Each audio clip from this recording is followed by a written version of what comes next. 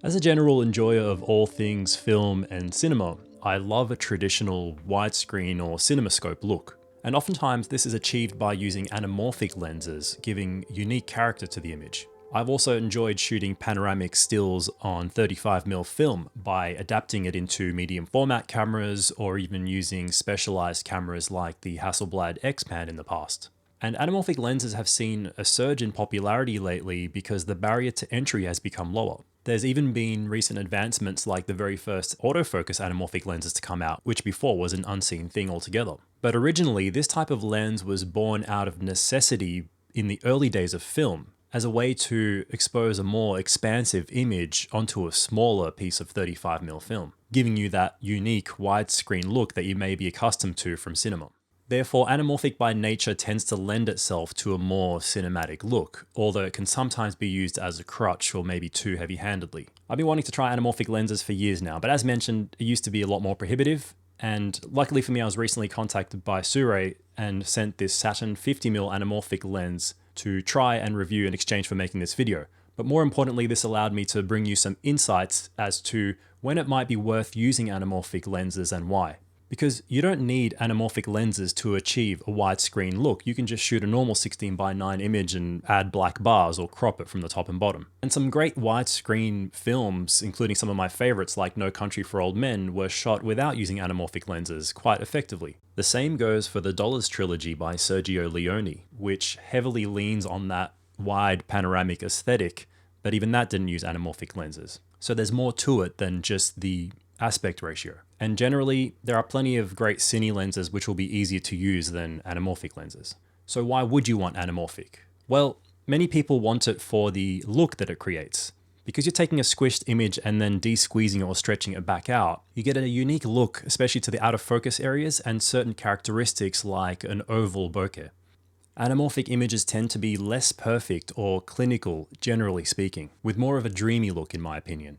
They also result in long horizontal lens flares, which have become somewhat of a signature that people recognize in movie scenes where a light might be shining in towards a lens. Therefore, if you're shooting something with the intention for it to be a wider aspect ratio than 16:9, that's where anamorphic lens can come in handy because you don't have to use a different focal length and then crop it. Anamorphic lets you use more of the information captured by the sensor. So for example, with a 50mm lens like this Sirui Saturn with a 1.6 squeeze factor, you'll get the horizontal field of view of something like a 31mm lens. So you still get the same vertical field of view of a 50mm lens, but you're getting this added real estate along the edges, adding width to that horizontal plane. I'll put some comparisons up on the screen comparing the same shot taken on the 50mm Saturn lens and with a 35mm regular cine lens which had been cropped. As you can see, the cropping can achieve a similar frame. And these weren't done exactly or shot for shot. I just tried to match them roughly.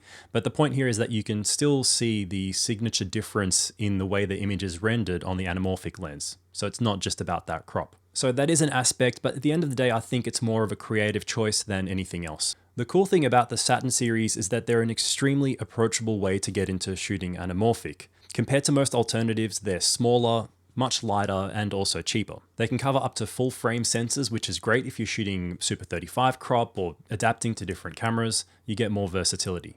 The one I'm using is the RF mount version, which I shot on my Canon R6. And as you can see, the image quality is really pleasing. And because they're so small, they make a great run and gun option to just shoot handheld. The build quality is great, the carbon fiber is a nice touch, they come nicely packaged, and it's easy to get screw-on filters for them.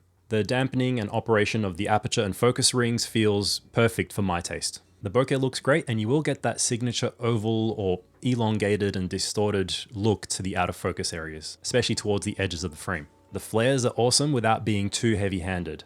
For me, I found that the lens would flare just the right amount without coming on too easily.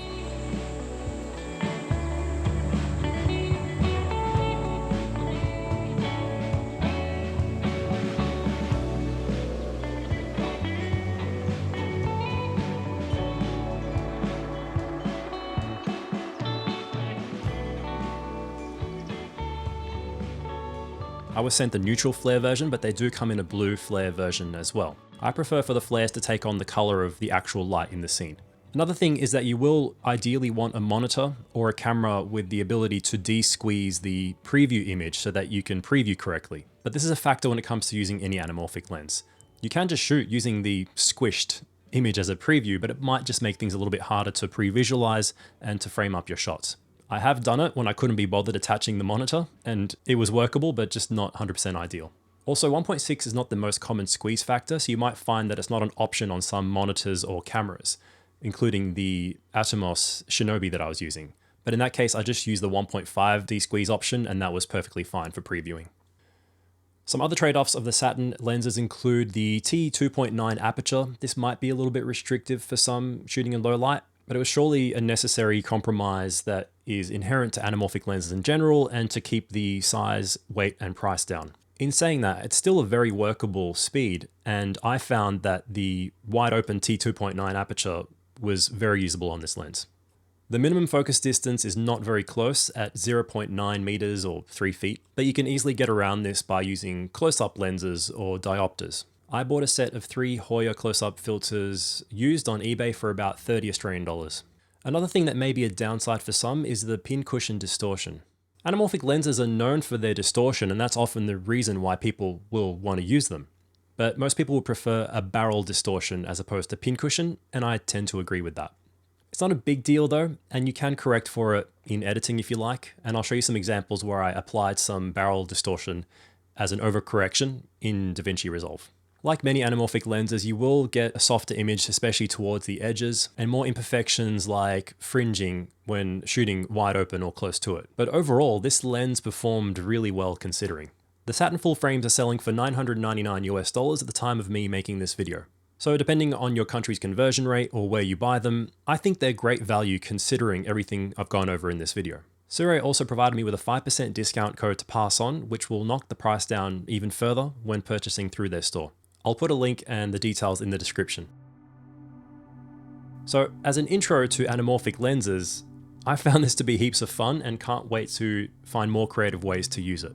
As mentioned in some previous video content, I want to do more with using an anamorphic lens to shoot stills on 35mm film because I think it would look awesome combined with something like some 500T cine film. However, with the RF mount of this, I couldn't find any way to adapt it onto any camera system that I shoot film on. Ideally, I'd want something with an EF mount or PL mount and shoot it on a camera like my Canon EOS 3. I have heard of people doing this, and it's something that I still intend to try sometime down the track now that I've dived into this anamorphic rabbit hole. In the meanwhile, I think I might mess around with shooting some stills on digital with this anamorphic lens and just applying some edits to give me a bit of an idea of the workflow.